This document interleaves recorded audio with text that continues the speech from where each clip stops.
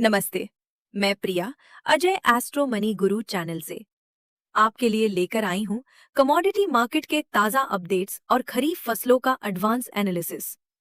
आज हम बात करेंगे कि देश में खरीफ की बुवाई का क्या हाल है और आने वाले दिनों में मॉनसून का कमोडिटी बाजार पर क्या असर होने वाला है। दोस्तों नमस्कार। Colonel Ajay, CEO Ajay astro money group first global astro finance digital channel से आपसे मुखातिब होता हूं आज 16 जून सन 2026। दोस्तों हमारे पिछले 4 से 5 वर्षों से लगातार लहसुन और प्याज के ऊपर जो हमारे अपडेट हैं, अग्रिम विश्लेषण है, रिपोर्ट है, रिसर्च रिपोर्ट है, वो आपके द्वारा काफी सराही गई है। देश के कोने कोने से हमें समाचार और इंक्वायरियां प्राप्त हो रही हैं। दोस्तों साल 2026 प्याज और लहसुन के लिए बहुत महत्वपूर्ण साबित हो सकता है। पूरी रिपोर्ट पीडीएफ के रूप में उपलब्ध हो रही है। लिंक इसका डिस्क्रिप्शन बॉक्स में है, आप उसको देखिए और डायरेक्ट आप पेमेंट कर आप देख सकते हैं प्याज और लहसुन का अक्टूबर और नवंबर 2026 तक क्या संभावनाएं बन सकती हैं।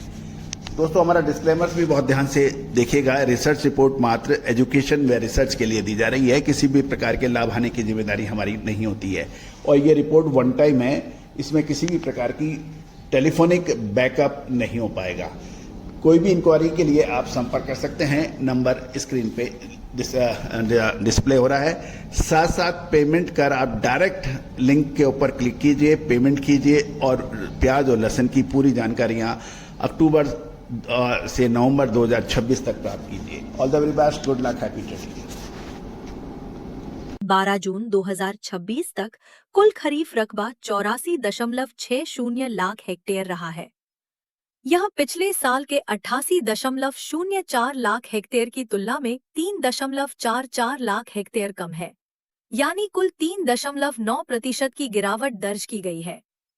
ध्यान देने वाली बात यह है कि कुल बुवाई में गन्ने का हिस्सा 54.08 लाख हेक्टेयर है। अगर हम गन्ने को इस आंकड़े से हटा दें तो अन्य फसलों का रकबा 30.52 लाख हेक्टेयर है, जो पिछले साल के मुकाबले लगभग 9.6% पीछे है। यह शुरुआती ट्रेंड मार्केट के लिए एक बड़ा संकेत है। अगर हम मुख्य फसलों की बात करें तो इस बार सबसे बड़ा घाटा कपास के रकबे में दिखा है।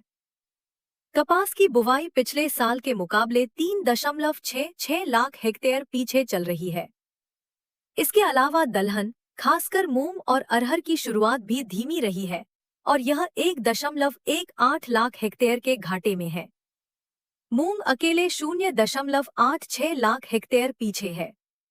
सकारात्मक पक्ष की बात करें तो धान की बुवाई में 1.09 लाख हेक्टेयर की बढ़त है।